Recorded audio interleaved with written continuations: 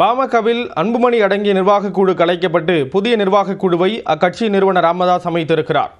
பாமகவில் ராமதாஸ் மற்றும் அன்புமணி இடையே கருத்து வேறுபாடு நிலவி வருகிறது. இதனால் இரண்டு தரப்பினரும் தங்கள் ஆதரவாளர்களை கட்சி பொறுப்பில் நியமித்தும் எதிரானவர்களை நீக்கியும் நடவடிக்கை மேற்கொண்டு வருகிறார்கள்.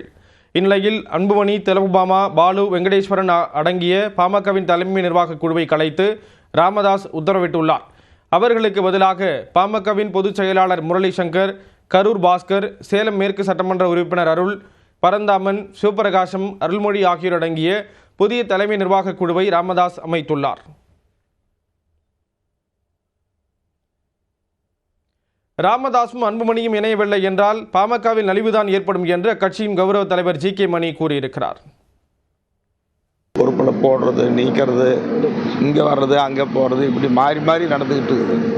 இது ஒரு குழப்பத்தை தான் உண்டாக்குமே தவிர இது வளர்ச்சிக்கு அடிப்படையாக இருக்காது. இது ஒரு தீர்வாகவும் அமையாது. எங்கள் மருத்துவரையா 45 ஆண்டு காலம் சாதாரணமாக இல்லை, பட்டி தொட்டியெல்லாம் போய் சோறு தண்ணி இல்லாமல், தூக்கம் இல்லாமல் இந்த இயக்கத்தை வளர்த்தவர். அவர் இல்லைன்னா இந்த இயக்கமே இல்லை. மருத்துவரையா வழியில் எல்லாரும் நடக்கணும்னு ஆசைப்படுறாங்க. அதே நேரத்தில் எங்கள் மருத்துவர் சின்னையா அவர்களை இன்றைக்கி கட்சியில் முன்னிலைப்படுத்தியிருக்கிறோம்.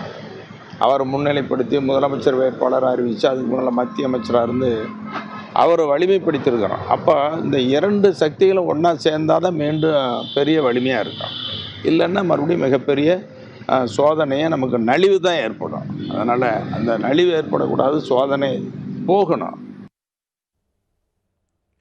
இதனிடையே பாமக நிறுவனர் ராமதாஸ் தலைமையில் நடைபெற்ற புதிய நிர்வாகக் குழு கூட்டத்தில் வரும் செவ்வாய்க்கிழமை செயற்குழு கூட்டத்தை கூட்ட முடிவு செய்துள்ளதாக தகவல் வெளியாகியுள்ளது.